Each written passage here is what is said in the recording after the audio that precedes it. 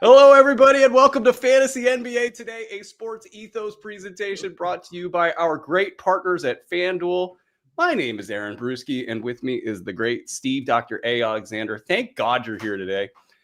Today, we'll get you caught up from last night. It was a pretty middle-of-the-road night of action, not like crazy Monday, and then we will get you ready for a certifiably crazy Wednesday night. We got top 6 must-add players. We're going to go to the drop zone, ask the proverbial life and death questions there. We will have our guys segment. That's, I guess, where we get to wax poetic about whatever we want. Our top 2 streamers. We got a busy streaming night tonight. And we got a new segment cooking for you guys. I'm pretty excited about it. But Doc, I see it. You made it back home. Congrats. I don't know how you did it. You had to listen to me the entire way. That's scary stuff. Dude, that baby cried the last hour and 45 minutes, just screaming like I've been in this car seat long enough. Damn it. But we were so close, yet so far away. But, it was funny. I was really interested to see what you were going to say about me not being there yesterday. And then I wanted to see who was co-hosting the show with you. So I was all fired up about, we were at a travel center somewhere in Tennessee, and I pulled it up, and it finally went live, came on, and you're there by yourself. And hosting a podcast by yourself is really not that much fun. It's kind of stressful. It's kind of weird, and you don't have anybody to laugh with or anything. You're just there talking to a camera. So it's hard to do. And I felt like I left you hanging, and I felt bad, Brew. I felt kind of sad. But you did a great job. You did a great job. I felt as free as a barn swallow. I could talk as long as I wanted. Nobody to interrupt me. I didn't have to share the airspace. Like every conversation I've ever had. No. I'm a silent person in conversations. I'll let everybody else talk. And I'll get my word in edgewise later. That's my wife. She's an observer. She's an observer. Yeah. She takes it all in. I'm from the school of thinking, if you don't have something to add, then why even bring it up? And sometimes in conversations, there's not a lot to add. I'll put it that way. Speaking of ads, check that out. We have must-add players. Actually, though, let's get to some news. I'm a little disorganized this morning. I can admit it. It's fine. We'll survive. And it's big news. LeBron, he's going to the G League, guys. It's been a good run. Goodbye, LeBron. But actually, he'll probably be making his debut next week during a light 2-game week. So you can take your tinfoil hat off, Doc.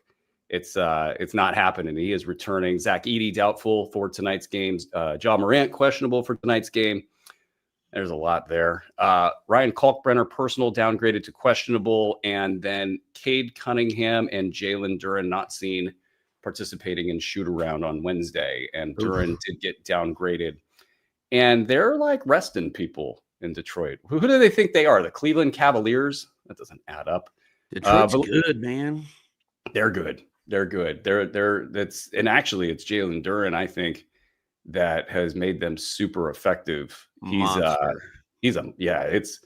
He's aggressive on offense right now. And it's, you got that and Cade going on at the same time. They kind of reckon you on 2 different sides of the court, and it's been good for them. So we'll see how things hold up because they got to stay healthy. But Doc, who's your must-add players of the night?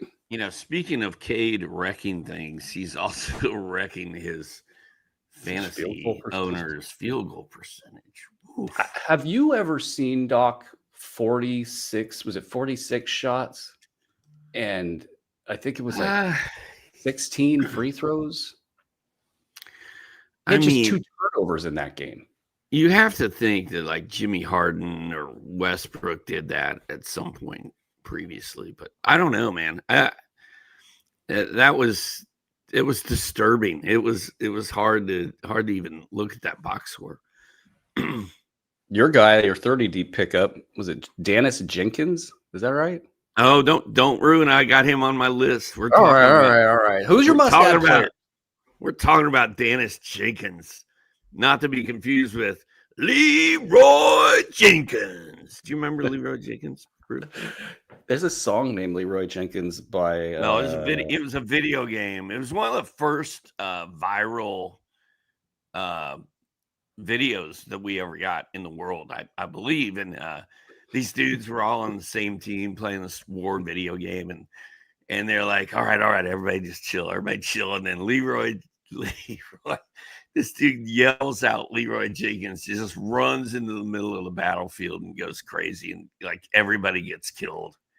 And it's you need to look that up when we're done here. I don't know what you're talking about, sir. I have zero clue what you're talking about. Just Google. Does this relate to a must-add player? Okay, Ace Bailey. I'm going straight to Ace Bailey because you mentioned my 30 deep team. We've added Leroy Jenkins, and we have Ace Bailey. And I've said if Ace Bailey sucks, my 30 deep team is toast. Ace Bailey starting. Ace Bailey played 26 minutes last night. Ace Bailey had 20 points, 4 boards, 1 assist, 4 3-pointers. This is only going to get better. Like I've gone from being distraught about Ace Bailey to being fired up about Ace Bailey. I'll take your Ace Bailey and I will raise you one Kyle Filipowski. And it's happening, Doc. It's happening. He's heating up. He's doing Kyle Filipowski things. 20 minutes, 16 points, 7 rebounds, 3 assists, 1 triple, no defensive stats, good efficiency. This is the second Kyle Filipowski line in a row. Kyle Filipowski was posting these lines before last year. He went and turned into Kyle Filipowski with multiple exclamation points. It is Kyle Filipowski time. I basically, my theory is this: SZN. It's that. It's because Yusuf Nurkic isn't good. Like at the end of the day, and he's never going to stay healthy. He's never going to stay upright. So who are you going to play? Who are you going to play? You're going to play Bailey and you're going to play Filipowski. So it's going to happen.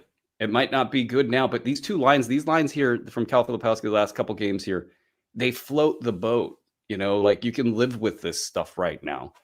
And then hopefully for both players, really. And Bailey, I want to see Bailey do really good. It's just an exciting player, and it feels like Utah should be feeding him the rock. And I think the two of these guys can coexist quite nicely and do it all in the context of losing, which of course Utah is all about. So I like the duo here to start this off. Who's your next must-add player? After Ace Bailey, I'm not really sure. Isaiah Collier, have you noticed that Keontae George has really cooled off? This is a thing I've been wondering about. Go on. Yeah, no, you're hitting a good one here. And then Collier played 27 minutes off the bench, had 14.6 boards, 11 dimes, a block, and a 3-pointer. There were times last season where Collier looked like a legitimate, really good player. And then this year we kind of collectively were like, I'm not really concerned about Collier. He's not going to do much. And then Keontae George got off such a big start. We totally forgot about Collier, but here we are. Here he is again. I feel like, I don't know if he's a pickup of the night, but he's a guy that should be on everybody's radar right now. And if he does this again in the next one, then you pick him up. There's also the fact that while Kyle Filipowski was going through his run, a lot of that was Isaiah Collier on the floor with him. And you've got a box score in Utah that prior to this last game didn't have anybody inside of the top 100 for 4 games. So a kind of unhealthy, sick box score, and you bring in the passing point guard and all of a sudden people are producing. I think that's got to be important to Utah at some level. Keontae George has definitely gotten his, and the knock on him always has been takes too many shots, gums it up, not efficient. He's been great. Everybody else hasn't been. So maybe it's unfortunately for Keontae, he's got to figure out how to get other players involved better. And with Isaiah Collier there, if he's back in this role, I think one of the reasons I wasn't excited about him is he takes a full 30 minutes to have his fantasy value, and some of the efficiency's not there. And that's a little bit of a bummer, but he's absolutely on the radar. You're absolutely right. Good stuff there. All right. I will take us to, let's go Aaron Neesmith. I feel like Neesmith is somehow probably available in fantasy leagues. He's been right around the top 150 in terms of value on the season, 37% shooting from the field. He had a decent-ish night, pretty damn good. 17 points, 4 threes, 4 boards, 7 assists, 1 steal, 1 block, no turnovers. This guy shoots 50%, more or less. This is the last couple seasons for sure. And Indiana has brought out the best version of him, but he's not a 37% shooter. You got some point guards coming back. The Pacers will probably be better going forward, hopefully, theoretically. And Neesmith, I think, turns into a top 100 play, but he's probably eminently available in a lot of different leagues. So I'll go with Aaron Neesmith. What's your third, Doc? Brew, I just wanted to throw this disclaimer out there that all we've talked about is Indiana-Utah players, right? And that was a blowout. Utah won 152 to 128. So this was garbage time. This was a crappy game. 1-10 against 4-9. We haven't even talked about Svi Mikhailiuk yet, sir. 3-7. He's the next guy on my list. He had 20. Oh, sweet. So you actually hyped him as a streamer yesterday. He had a good game. I think everybody has good games against the Pacers. So Svi Mikhailiuk is on my list. Noah Clowney had 18 points, 8 boards, 3 assists, 2 steals, 2 blocks, 2 threes in 35 minutes. Now, he's had like 3 good games in November. In November, he's averaging 12, 4, and 2 with almost a steal, almost a block, and 2 3-pointers. The 12, 4, and 2 would be a lot better, except he had a bunch of goose egg zeros in a 15-minute dud at the start of November. Throw that game out. Noah Clowney's kind of been balling. I think Noah Clowney would be my third strong guy to look at from last night. And then another one of your streaming calls, Isaiah Joe, scored 18 with 3 triples. That exhausts my fire extinguisher. Oh boy. I think Oklahoma City's super cool. Like they have all these streamers and they're kind of predictable right now. It's like, okay, Aaron Wiggins is going to take the night off. Okay, so Isaiah Joe's had a cold night and he's due for a big night. Okay, cool. A lot of things pointing in the right direction there. So keep an eye on Oklahoma City for your streamer stuff. They have too many good players, Brew. Like their second team could be starting in Indiana right now. Oh, they'd beat the Kings. That's for sure. Sorry, got to do it. Okay, so my last one is Russell. Nope. Not Russell. My last one was going to be, let's go Santi Aldama. Everybody loves Santi. 19 points, 1 triple, 7 boards, 3 assists, 80% from the field last night, 50% from the foul line. So a kind of solid couple games out of Santi, who popped up on the injury report and just had a really kind of low noise start. And if he's available, he's got top 75 potential. And especially with the weird stuff going on in Memphis right now with Ja, if that thing gets busted up somehow, or Ja just gets tired of playing, and I don't know what he's doing right now, if he's decided he's just going to fling it around. He had 7 turnovers in 12 minutes, I think, last night.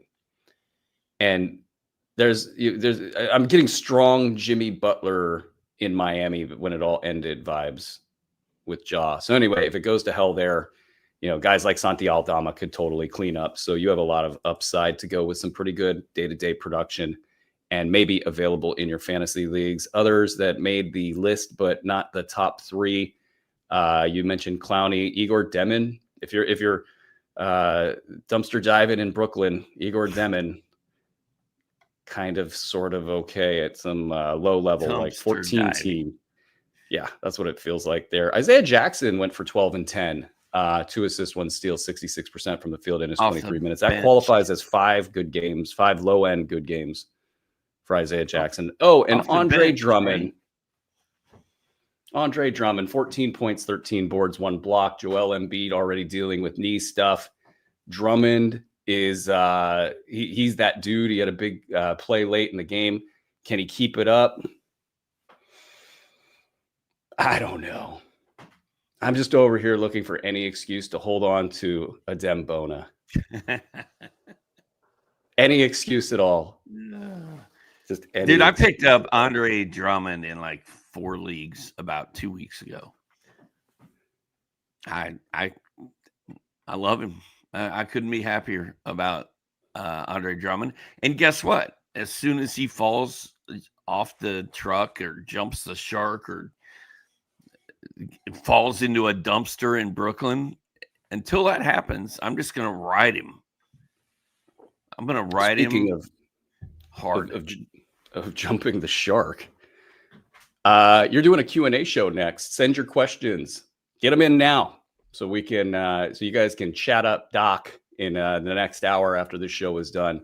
The Q&A show is going every week. I love it. It's Any awesome. Any topic is on the table. Any topic whatsoever. Love, life, and happiness.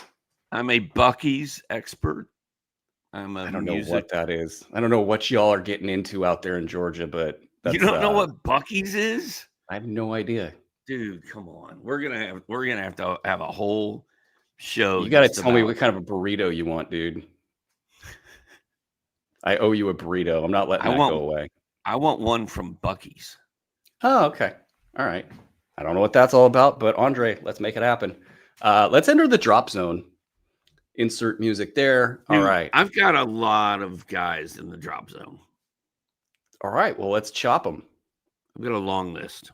You're ruthless. Cut them. Cut their ass. Let's go. Cam Johnson, dude. We talk about him every day. Yeah, 22 minutes, 5 points. Hit 2 of 6 shots. Missed all 3 of his 3-pointers. At this point, I would almost rather roster Tim Hardaway. That's how bad Cam Johnson is. That's a thing you just said. I'm with you, though. I'm with you. Like, it's not going to... I said this on yesterday's show. I saw the preseason video for the Nuggets that's on NBA TV. And Cam Johnson's literally on camera saying, like, I'm just trying to fit in.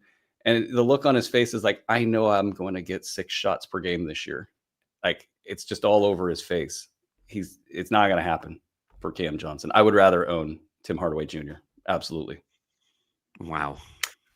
He was on my drop zone list. Let's go Jonathan Kuminga. 24 minutes, 13 points, 3 boards, 4 assists, 1 block, 5 turnovers, no threes, has fallen to top 150 in 8 cat leagues and top 215 in 9 cat leagues. And it is what it is. It's what he's known for.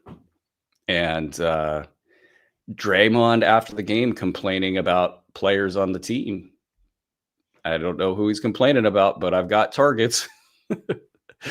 Kuminga, I mean, I feel like we've talked about this a ton, but I think you can drop Kuminga.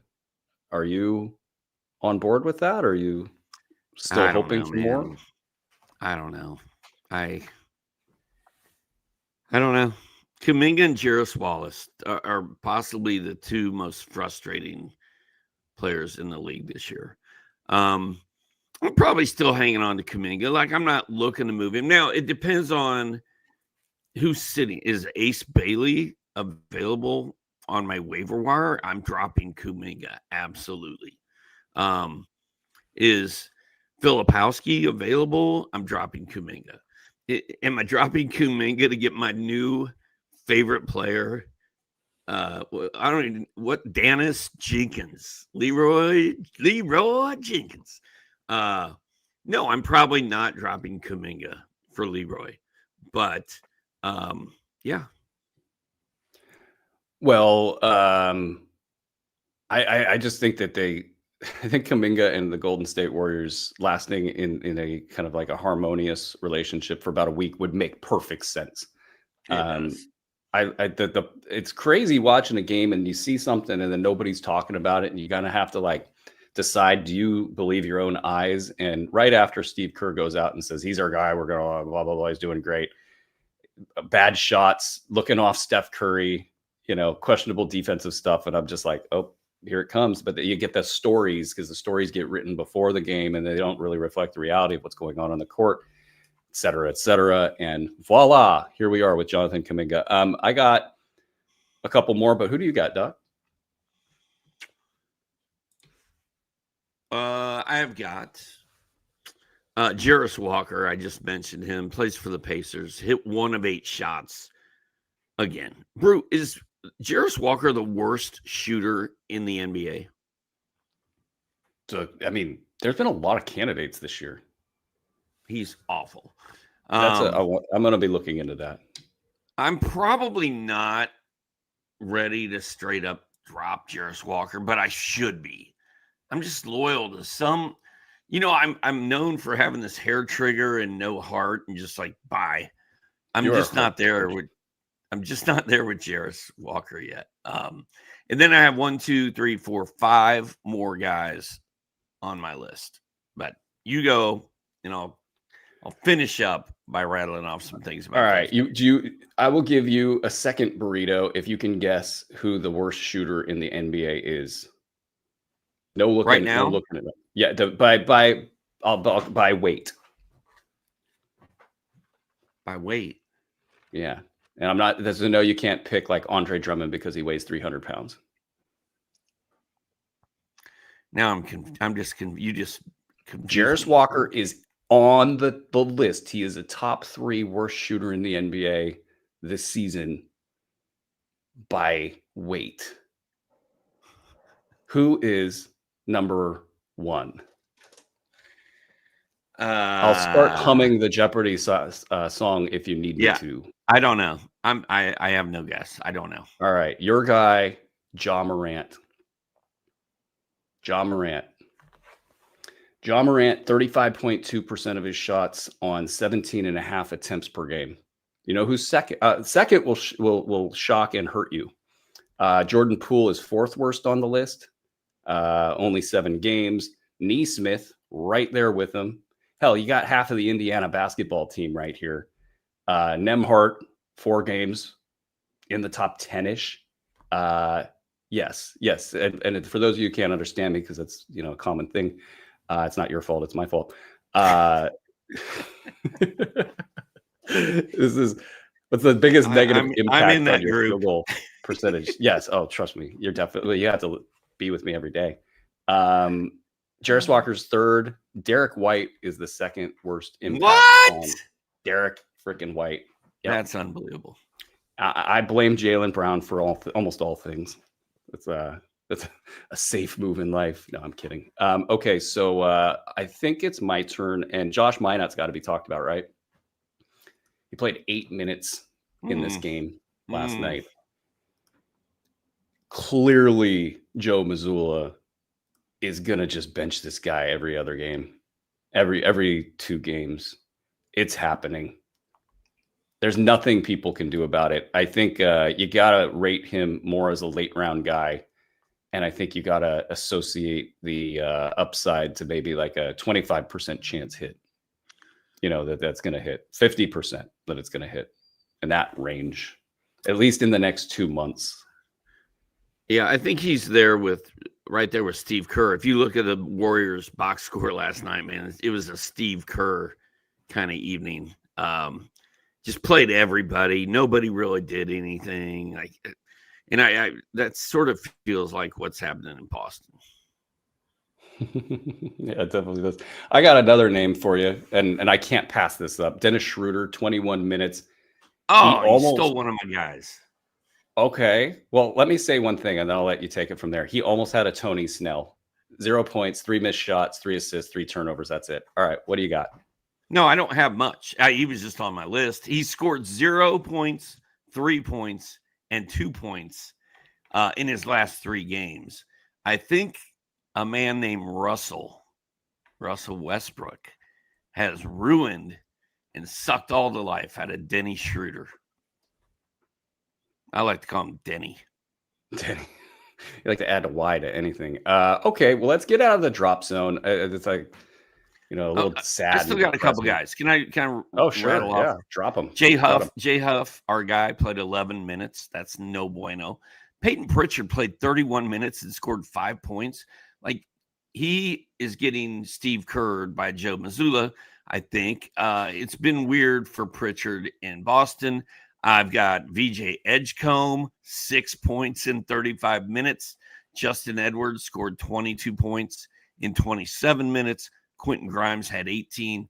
I think VJ Edgecombe's run at least is temporarily derailed. And then I've got to give a shout out to CJ McCollum, bro. We had him in the drop zone for like a solid 10 days. He's been on fire. And I never dropped him. I hung with him. CJ McCollum balling out. Way to go, CJ. Yeah, I'm with you on the CJ stuff, but did I just hear VJ Edgecombe slander? Yeah. Okay. I just wanted to make sure that these ears are working and that we're all. If you sold high in week 1, you made out like a bandit. Stipulated and agreed upon. Yes, indeed. I will not be fading Edgecombe. Will not be trading at this point, Edgecombe. Back then, yes, absolutely. That was a smart move. And you were right on all of that. That's definitely good business. But the bounce back is coming here. Things are going to happen. This team's going to get a little bit injured. When that happens, it'll be fun again. But not until then.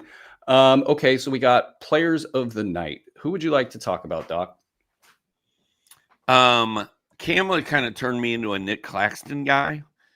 Been very solid for Brooklyn. 21-8, 4 assists, 2 steals, 2 blocks.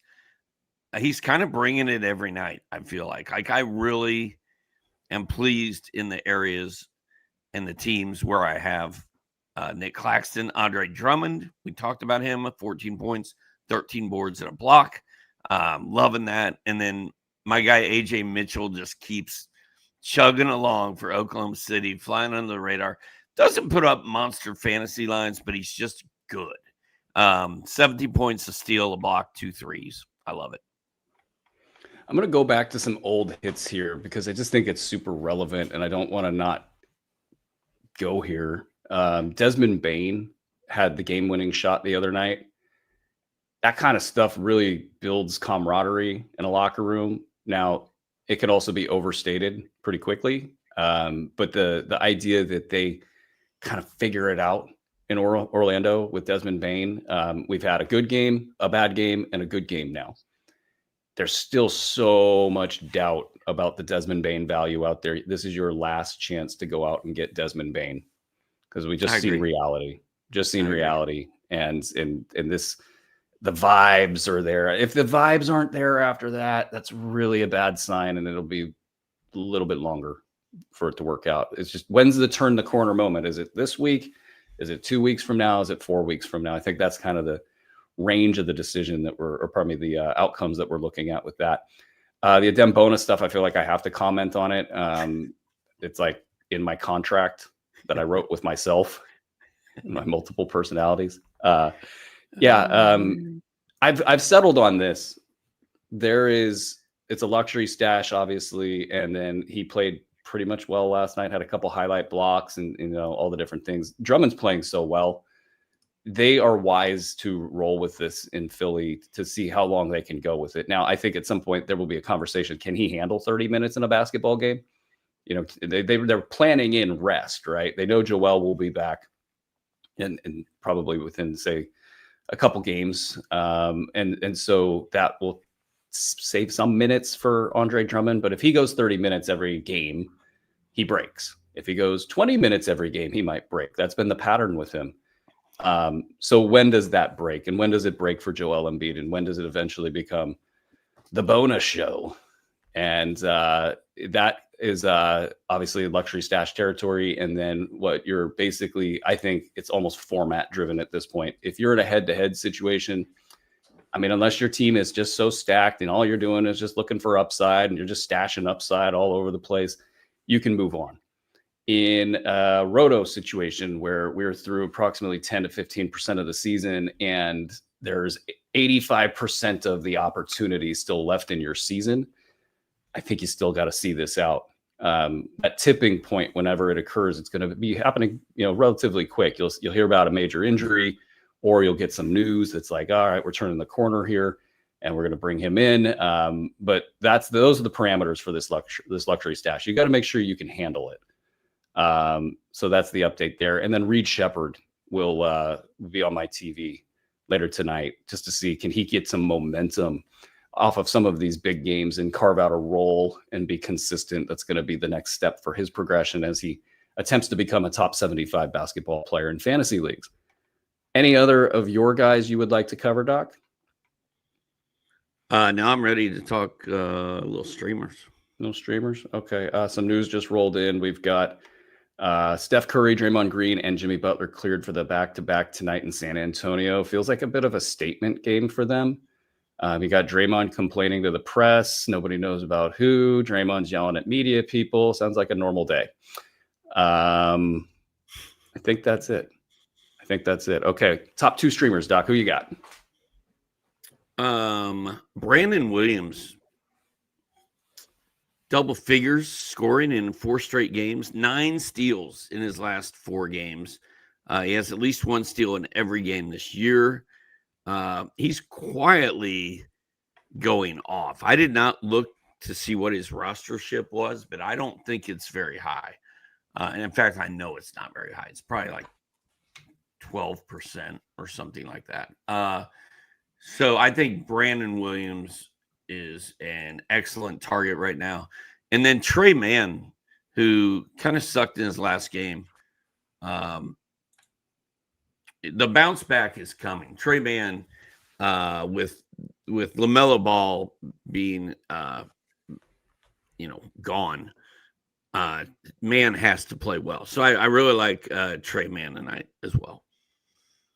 Beautiful. I like Sam Merrill in this game, primarily because nobody else is playing. So it just seems like a by the book. It's a Sam Merrill night. It really is. I mean, DeAndre Hunter is probably rostered in most leagues, so I would imagine. I mean, he would be the top play if I had to pick between the two. But Sam Merrill hasn't played much this season. Has been good when playing, so you have a body of work there. It's going to be a lot of points and threes. See if that helps your fantasy squad before you go there. But it just feels pretty obvious. But the fact they all got a night off in Miami, come on now, that's fun. I also have on this list, I'll go to the one that you might think I would say is Zachary Reese-Shea in Sacramento. Sacramento's on the back-to-back. They're possibly falling apart. Reese-Shea getting loose against this bad defensive team seems like a pretty obvious play, probably available in a lot of situations. He's been kind of a top 80, 100 guy lately since Trae Young went down. I think those numbers, they just go right underneath the radar. And the big game's probably coming here in this one. I got one more niche top. Is it niche or niche? You always used to correct me on that. Niche. Is it niche? Yeah, niche. I got one more niche play. But do you have any more that you can be either top? Depending on how you're using it. Okay. But what do you got? Any more? Brew, my 3 favorite players in the NBA are, can I do this? Can I pull this off? Con Knipple, Grady Dick, and Adem Bona.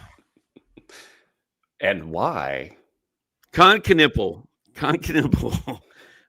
is balling out, dude. He should be rostered everywhere. I checked on Brandon Williams' ownership. He's 13%, I guess 12. It's pretty good. Con Knipple should be added everywhere. I got to talk about my man, Leroy Jenkins, for just a second. He had scored 17 points through 5 games total. And then he had 24 points, 8 boards, 4 steals, 4 triples on Monday. Now, my son Soren had some sort of wager going on Detroit that night. And he's like, looking at his phone, he goes, oh my God, Daddy, like Detroit came back and won. They must have hit a 3 at the buzzer. So I go to the box score and I look at play-by-play. I go to the end of the 4th quarter and I'm like, oh my God, some guy named Jenkins hit a 3 with 3 seconds left. And then I scroll down a little further. Jenkins hit another 3 with 1 second left.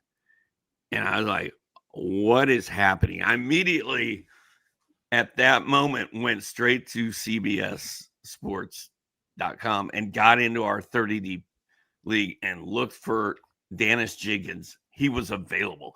Usually, if somebody does something like that, like Gallagher is on it in like literally 1 second. So I'm like, there's no way that Leroy Jenkins is going to be sitting out there.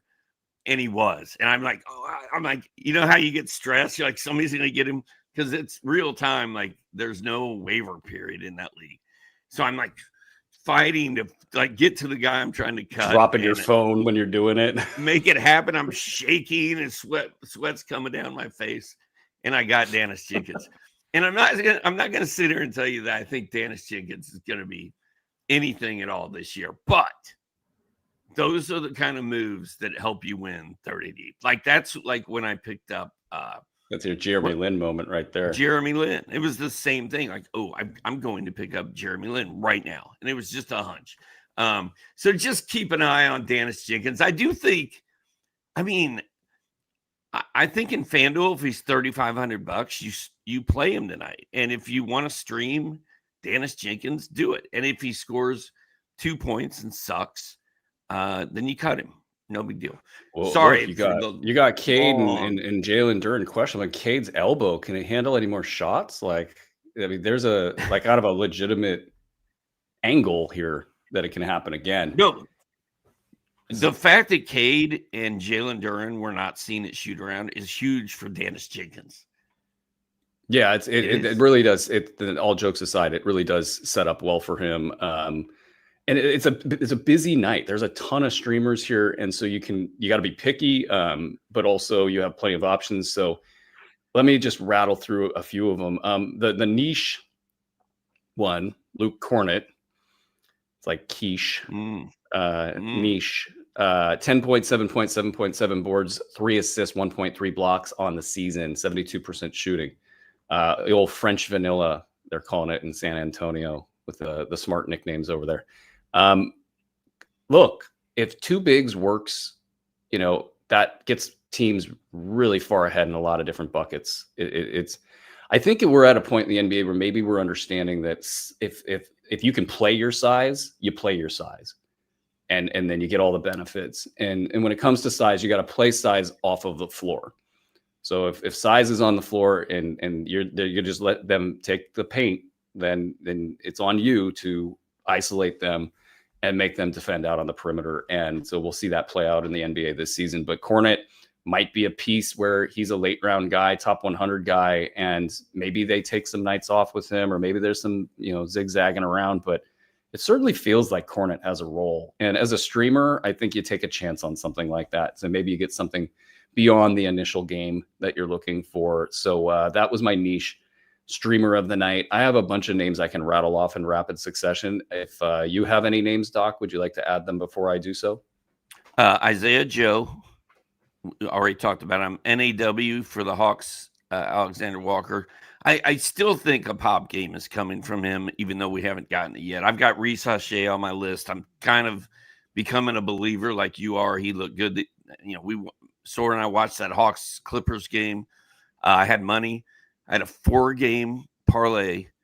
I just needed the Clippers to beat the Hawks. Of course, they did not. Tim Hardaway, and of course, it wouldn't be NBA Fantasy Today. Fantasy NBA Today? Fantasy Rolls NBA right Today off the tongue. Without mentioning Colin Gillespie. Yeah. I almost forgot. Who you got? But to get him out of the streamer section, he's a must-roster player. We all know this. Come on. News just hit Giannis Antetokounmpo out tonight against the Hornets. So this is a junk game. This game by itself has like 10 streamers, it feels like. Kyle Kuzma with no Giannis in a Charlotte situation. Can you imagine if somehow LaMelo Ball suited up and Kyle Kuzma had to watch LaMelo Ball chucking threes? Like, he wouldn't be able to stop himself. He would go for 30 on 30 shots. It would be a guarantee. But you get Gary Trent, AJ Green, Cole Anthony, I mean, it's a junk game. It's Charlotte, and Charlotte might not have Ryan Kalkbrenner. He's questionable. So Moussa Diabate becomes a huge streamer right now. Knippel's been great. It's been Max Knippel in Charlotte. When you look at his stat line, that's like what you would expect for him in a perfect scenario, like 3 years from now. You're getting Max Knippel right now. And you all know what to do when you get Max Knippel. You don't mess around with that. Do your thing. Colin Sexton, Trey Mann. There's like 10 streamers there in Charlotte. Jalen Smith has been top 100 over the last week. I don't think he can keep it up, but it's worth a look if you need a big man. Ron Holland's been bad lately, but if you got everybody out in Detroit, he's got his redemption game on the way. You got Dean Wade, Lonzo Ball, Craig Porter Jr., Larry Nance, legitimate names you can look at in that game against Miami. Miami without Bam Adebayo, you could look at Davion Mitchell, Drew Smith, Nikola Jovic, Pell Larson. You could do Jock Landale. Against Boston, he's been consistent, boring, but consistent. Moses Moody might have been dropped after the clunker against Oklahoma City. You don't overrate a game against the Thunder. They ruin box scores. So Moses Moody would be a great pickup. Trey Johnson in a bad defensive matchup. I'll give it that against Houston. Okogie been productive lately. So those are two guys you could look at. Jeremiah Fears, Sadiq Bey, Derek Queen, Jose Alvarado. Ryan Dunn could be available. Jake LaRavia could have easily been dropped. And you got the Denver guys, Peyton Watson, Christian Brown, Tim Hardaway Jr. And the Clippers side, Derek Jones, Chris Dunn. Half the league is available to you guys tonight. What you watching for tonight, Doc? The 6-6 Warriors are at the 8-2 Spurs. The Warriors are playing their guys in a back-to-back. They want to win this game badly. And I'm interested to see what kind of tricks Draymond has up his sleeve for Wemby. Is he going to try to get him thrown out of the game? Is he what's Draymond going to do to Wemby? I don't know. I'm excited to see that game. I just think it's going to be awesome. And then the 7-4 Cavs are at the 7-4 Heat. Really, I'm really not into this Cavaliers team, Brew. I'm just not feeling it. I am, however, into this Heat team. Can Khalil Ware and Jaime Jaquez keep it going? Because I love both of them. I have both of those guys on almost every team. Isn't it great when on day one of the season, that pick that nobody had that you had, like, it's just like kind of like, oh, it's guaranteed to happen the rest of the year. Cool. That's just going to happen for me. Before I get into what I'm watching for tonight, I feel like a bad host. I haven't said hello to our new listeners. Hello. Sorry. All the things. Join us on YouTube. If you're watching on Twitter, head on over to YouTube. It's youtube.com/sportsethos. Hit the subscribe button. Hit the thumbs up so we show up in your algorithmic feed. Basically, all of the platforms have their own stuff, their own rules. We post different things in different places. So you're going to want to get locked in over there. We've got this show. We've got Doc's show after this on Wednesdays. We've got our box score breakdown at nights. We have our week ahead show on the weekend. So you're going to want to get connected and make sure you sign up for the podcast itself. So you make sure wherever you get your podcast from, you hit that subscribe button so you get all those on your feed there. Head over a week ahead and you'll listen to Doc sing. And we got sportsethos.com where you can check out a membership. All of our projections are vetted all sorts of different ways. We want to make sure that you can take down Vegas odds as well as your fantasy opposition and get the free app where you have all sorts of free news, up-to-date news. You can just check that thing out as you're picking up your kids and all sorts of stats on that as well. So that's all of the things. And thank you so much for watching the show. What I'm watching for tonight, I want to watch the Desmond Bane stuff. The Joe Mazzulla rotations will be fascinating to me. The Reid Shepard stuff, obviously talked about that. I have this morbid curiosity with Derek Queen. I can admit it. That's all I got. Do you like him or do you not like him? I don't know. I don't know. Like one day I feel like, ooh, Brew loves Derek Queen. I need to think about adding this guy. And then the next day I'm like, ooh, Brew hates Derek Queen. Like, I don't know if you love him or hate him. I can't tell. I don't know either. I do want to watch the Aaron Fox and Victor Wembanyama clash against the Warriors. I think that you're right on, like Draymond, whatever he's going to want to do in this game to kind of make his presence known. Just don't hurt Wemby. Whatever you do, just don't hurt Wemby. And then the Suns, which by the way are maybe I don't know, maybe they are the best fantasy team out there. I haven't looked at like which real team is the best fantasy team, dude. This is what I saw last year. It's so pissing me off. I'm not happy. We slept on Grayson Allen, and we're paying the price. I slept on him. I don't know if you did or not. I'm sure I don't know. I think I probably did okay, but I'm gonna watch and enjoy the Phoenix Suns and watch and see what's the next shoe to drop in Dallas. Like, are they gonna trade Anthony Davis? Like, they did the thing they needed to do, and now that's done. I'm firmly convinced that owner has no clue what he's doing in Dallas. So you have that. And then, what does this team look like after that? You subtract a couple older players, and then it's the Cooper Flag show. Maybe this is buy low on Cooper Flag. I mean, it's gonna be hard to do.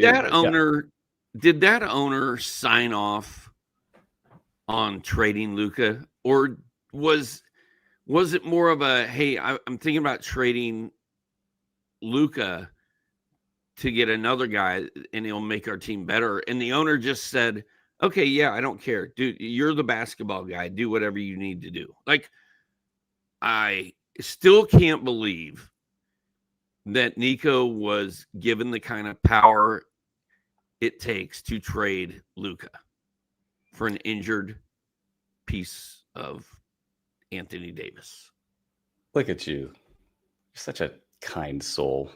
All the reporting up to this point, I still need to read Sam's report for the Athletic, and Sam and I think Christian Clark, just to get the kind of final postmortem. Now everybody releases everything they got. Everybody's going to posture. Nico will dump some stuff. Everybody's going to cover their arse, and that's going to be fun. But in the meantime, I'll answer this. Yeah, he did. You don't have the authorization to move millions like that without talking to the boss. That's a great way to lose your job. But yeah, no, I think I'll read that article and just get the postmortem on it, but I'm almost like 98% sure he signed off on that. And his letter to the fans was terrible. I can't read, so I'm just going to wait for the Nico Harrison 30 for 30 to come out in 5 years. It's going to be a painful one. So we'll be watching out for that. Lakers Thunder, I think, is a great just game. I think the Lakers will probably be geeked up for this game. It's on ESPN. It's just good basketball. So we'll watch that. I will also, and speaking of morbidly curious, I'm going to check out Atlanta and Sacramento and see if they put the nail in the coffin there. I just want to see the press conference with Doug will be hilarious. Doug will be mad at the media for saying accurate things. They're that. If there was like a 31st rank on franchises in the NBA, the Kings would have the 31st rank.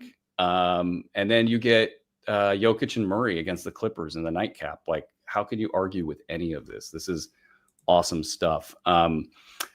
I had my eye on some odds, and I think they might have shifted a little bit. So I'm going to have to look at the FanDuel betting odds and make sure I'm all up to date with all the things, because I had Bulls +2 when I was getting ready last night, and now it's Bulls -1.5.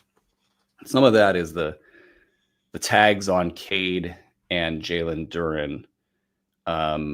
I was basically feeling the injury issues for Detroit being too much to overcome. I don't mind this line swing at all. It's -1.5, -112 at FanDuel. I like the Bulls being, even with Josh Giddey banged up, I like them being hungry. I like Detroit being nice and satisfied with their win-loss record. I think Detroit really looked at this week's schedule and said, we got to buy some time for our guys. So I think they might be kind of accepting some schedule losses here. So I really like the Chicago Bulls at Detroit. And then I got one other line, but did anything capture your betting attention as we go into tonight? I have no line information. I dropped the ball on that one this morning, Brew. I lost my proverbial ass while I was in Indiana in the gambling world. So I think I'm just putting my brain in shutdown on gambling right now. Like, I haven't even set a FanDuel lineup today. Remember when I was so hot at FanDuel and I was talking smack to all my boys and no one could touch me? Yeah. That's over. That's done. I do like the Bulls, though. I like the Bulls -1.5 a lot because I don't think Cade or Jalen are playing. I get a little worried in the situations where they don't play because it kind of messes up the whole angles thing. But yeah, no, it's going to be good. It's good to see you riding the ups and downs like a healthy individual over there. Like a true addict. Like a true degenerate. You're riding those ups and downs. Okay, we have our new segment. I don't want to downplay this at all. This is a really cool idea that we're going to be bringing into maybe all the shows going forward. So we're going to be looking at add or pass in a little bit here, but I also want to throw out the Wizards +17. Let's see if that thing shifted at all on the overnight. Wizards +17. Is that even on the board anymore? Wizards plus, yep, there it is. +16.5 against the Houston Rockets. Look, the Wizards aren't as bad as everybody thinks. And there are, guys like Alex Sarr, maybe heaven forbid you put Tristan Vukcevic on the court that can kind of sort of get out of the way of CJ balling. CJ's balling. You got Keyshawn George. You got a lot of good young players there. You got Cam Whitmore in the revenge game. You got Cam Whitmore in a revenge game. Add him to the streamers board. That's I ain't putting any money on Washington. Did you see the dunk that he had on Jalen Duren? Yes. That dude's got levels, man. That was crazy. I was just to be able to jump that high. It is such an amazing talent. Oh my God. Okay, let's get into Adder pass. Adder pass. Let's go. Grayson Allen's 40% rostered. Adder pass. Are we playing in an 8-team league? Possibly. Are we quick timing this? Are these quick hits? Oh, well, no, by all means, expound. Give the people what they want, man. All right, let's go. Do it. Yeah, Grayson Allen, 41% rostered. He's must add. Yeah. Sometimes it's really that easy. And some of these will get a lot tougher, but like Cedric Howard, 38% rostered. Add or pass. That is, Coward to me is more of a day by day, see what's happening type of thing. Like, I like playing him in FanDuel because his price is right. I still don't fully trust him. It feels like smoke and mirrors a little bit, but he's been doing it all year. He's been playing well all season. So not a must-add player, but if you got somebody you want to drop and he's out there, he might be the best player on your waiver wire. Beautiful. It is. He is that good. He is really good, man. Like, and looking into the future, really good. We're gonna be hearing a lot about Cedric Coward. I consider him to be a must roster player for the rest of the season. Like, no dips, just the whole way. It's gonna be that good. What do you think about his front court mate, Zach Edey?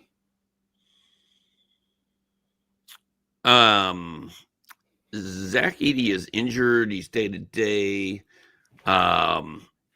I don't know, man. I'm probably not messing with Zach Edey. I'd rather have Andre Drummond right now, honestly.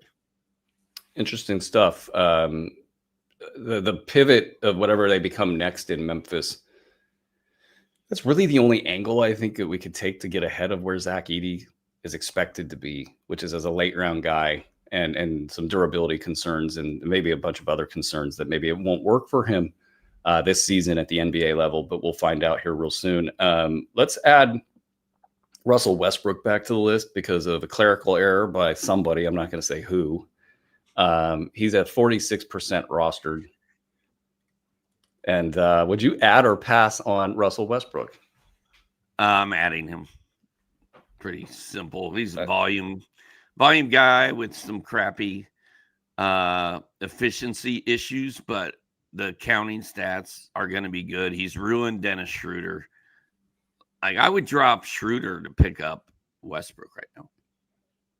That's probably low key something going on in the locker room that's pissing off Dennis Schroeder. And Westbrook is a DeRozan guy. Those guys go way back. They're all good. Westbrook is it might be his basketball team. That's fascinating. You sort of predicted that a couple weeks ago. Look, if there's one thing I'm good at in life, it's prognosticating, chronicling the Sacramento Kings. They're terrible. It's your specialty. It's like on my resume. What did you choose to do in life? The dumbest thing possible. King's savant. You think that pain and suffering. I know, I literally sit in a bar in Sacramento and somebody, hey, Aaron, life sucks. What's going to happen? It's going to stay that way. Here we are. But it's really his team. And to his credit, you can't say anything bad about what Russell Westbrook is doing out there. He plays hard. He cares. He's doing things they need him to do on the floor. He's going to do 10 stupid things a game and you just live with it. But come on, this is the 18th season or something. We understand what he is and what he's all about. But for the Kings, he will be an 8-cat top 75 guy for you this year. In 9-cat, it gets a little bit more murky. And then, I think Dennis Schroeder was brought in and sold a bill of goods. And then Russ comes in and is like, nah, it's my house.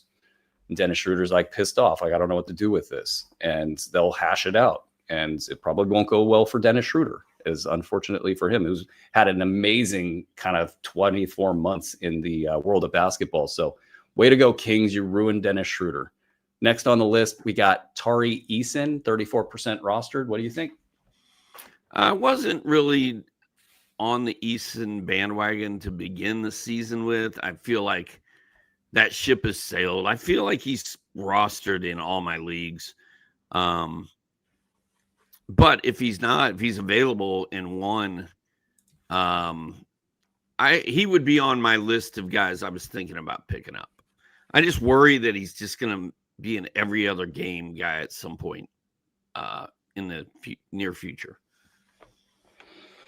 The schedule, as mentioned in one of the shows this week, has been very kind to Eason. He's played, I think, in every game and no back-to-backs for Houston and hasn't been productive. And it's, again, the fact that Şengün's the priority, KD's the priority, Amin Thompson's the next priority after that. I would say Eason is probably the priority fourth, and he's played decently, so it's not all bad. It's more of a numbers thing with him. DeAndre Hunter, 32% owned. What do you think? He got off to a really hot start. He's going to go off tonight, I feel like. So I'd stream him tonight. I'm not a man, I need DeAndre Hunter on my team guy, but I'd play him tonight. That's a partial ad there. Royce O'Neal, 27%. And for what it's worth, I would just kind of outright roster DeAndre Hunter. I do play roto leagues more than I play in head-to-head. I think that does matter here. But I just feel like he whatever he can handle this year, he's going to get. His injury situation might keep him from getting the max minutes, but they need minutes in Cleveland. And so that will mean a good outcome for DeAndre Hunter. But Royce O'Neal, 27%. I like Royce O'Neal. I'm a sucker for Royce O'Neal. I've got him on a few rosters. I'm saying add. Yeah, I am in my 200 player formats for high stakes. I had to put a big bid in on Royce O'Neal, knowing that there was probably no chance anybody else would make that bid. I bid 260 out of 1,000 fab, and I think the next bid was 100 or 80. And so I had to take a deep sigh that, but he's been a top 75 guy all season. You got Jalen Green out for at least a month, if not two. He's just going to keep cruising along, doing Royce O'Neal stuff, top 75 levels. to me, that's just printing money. So I think that's a must add. Edie, we already talked about. I can't imagine why that happened in the rundown. Kevin Porter Jr., 36% rostered. How are we doing with KPJ? What do you think, Doc? You're killing me.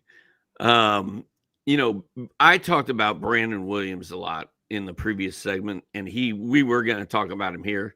I just want to reiterate, I think if you get Brandon Williams right now, you're getting in on the ground floor and you're beating the rest of your league to him. I think he's going to become a thing.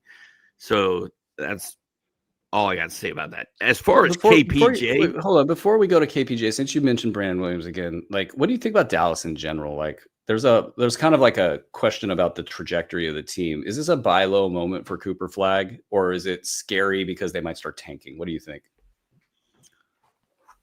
I mean, I don't know why they wouldn't let Cooper Flagg just go out there and do whatever he wants. I think they're not going to fire a Cooper Flagg. They're not going to trade Cooper Flagg. He's literally the only thing they have. So I think a guy like Brandon Williams could just go off all year. But I don't see a Cooper Flagg shutdown or anything weird happening with him. I think he's just going to get better and better. I'm feeling, based on what you're saying, buy low. Okay, you were saying about KPJ. KPJ, I love him. I was all about him. Ryan Rollins has been great and then good. He's cooled off a lot, but he's still good.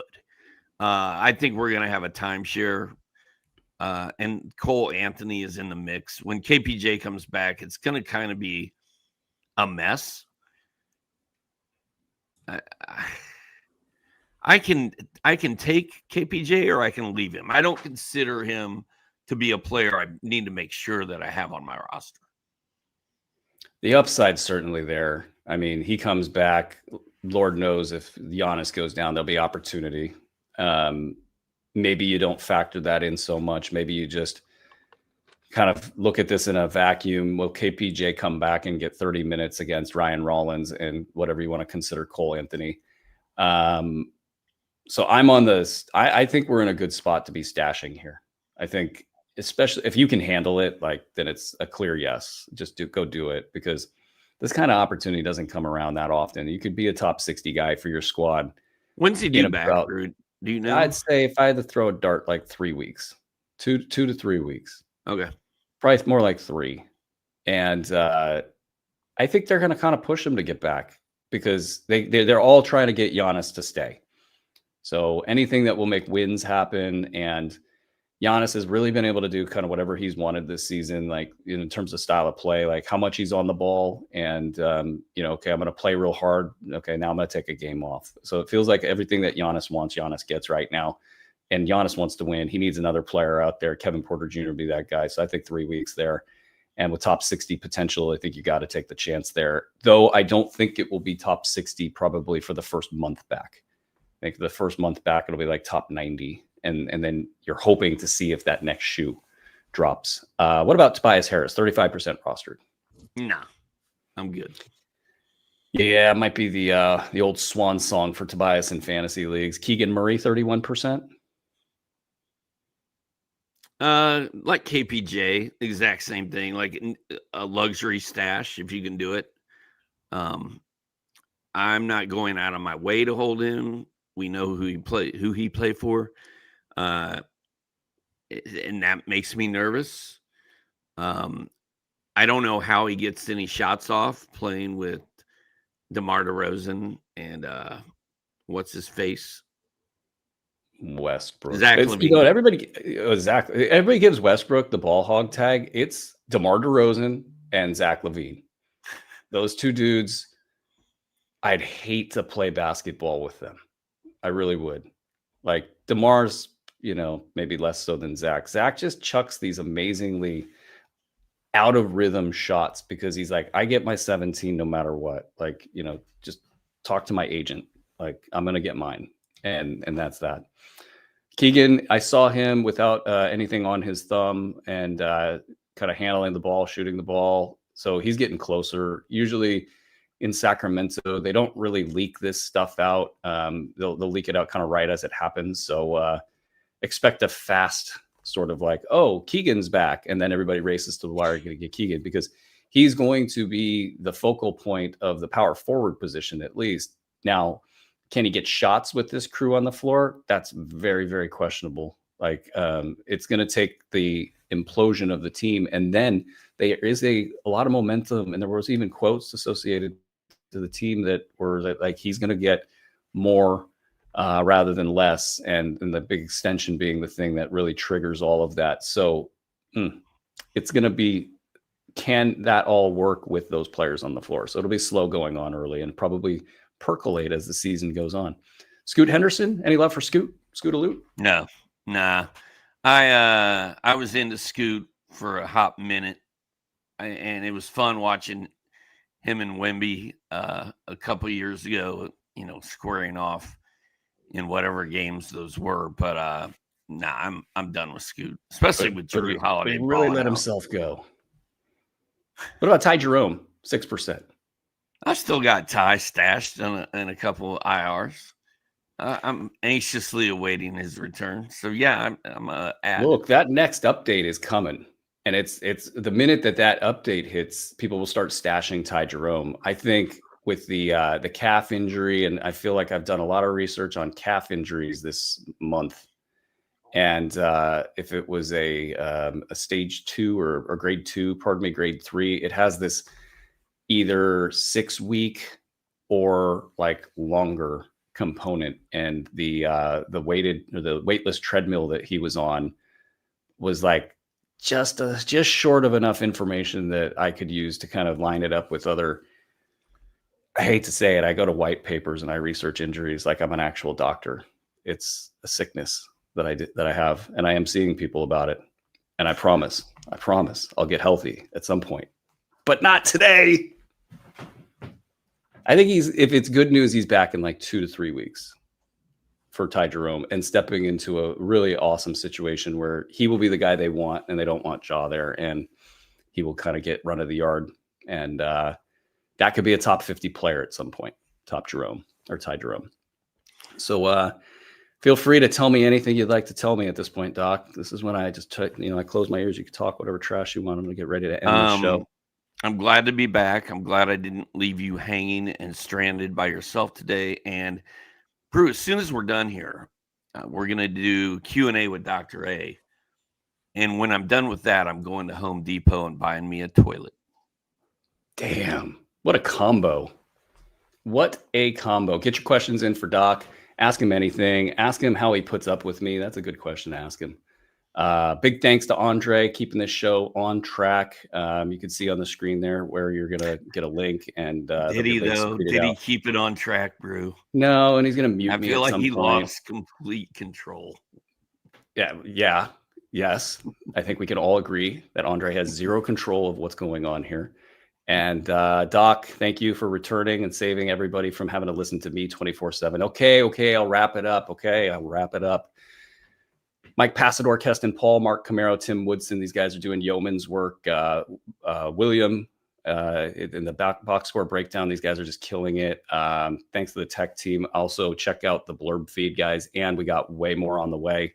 Can't wait to show that to you guys. Get to sportsethos.com. Check out a membership, get the app, get all locked in, do all the things. It's going to be great. Doc will be live here in a few minutes on the next show. I will see you guys tomorrow morning when we do Fantasy NBA Today all over again, presented by FanDuel. I will see you guys tomorrow, and then Doc will be up right now.